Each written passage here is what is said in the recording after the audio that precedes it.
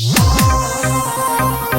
सखी का कही हो का भइल हो होली में भागल बंद गलवा कैसे रंग लगवाई।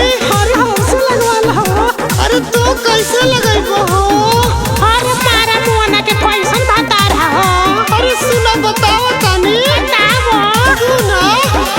होलिया में रंग नहीं गलवा हो छोड़ के भागल बातो गलवा। होलिया में रंग नहीं गलवा हो छोड़ के भागल बातो गलवा। भागल बातो गलवा हो भागल बातो गलवा। अरे कसम से करेला जो बनवा हो छोड़ के भागल बातो गलवा। होलिया में रंग नहीं गलवा हो छोड़ के भागल बातो गलवा।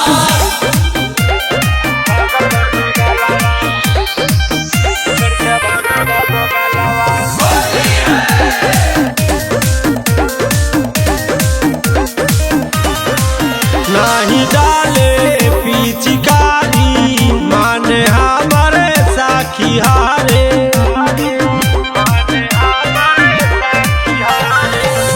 रात माजा लुटबे कारते डोरी में रंग डालबे कारते। होली के अखाड़ा में मुआना माजा खूब लुटबे कारते। हर रात गारे साखी खूब रात हमर जलवा।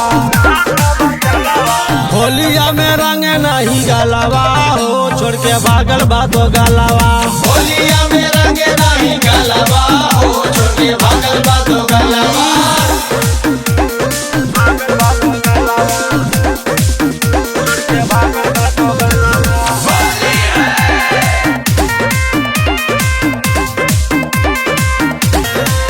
रात बाहर पिया हमर दुख होता सखी बाड़ा।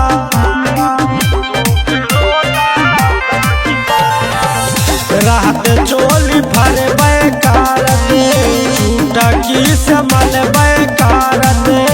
आवताय वागी सखी हाथ से दबैबे कारते। सीताराम नंदू नहीं पूछे हाल चलवा। होलिया में रंग नहीं गलवा हो छोड़ के भागल बातो गलवा। होलिया में रंग नहीं गलवा हो छोड़ के भागल बातो गलवा।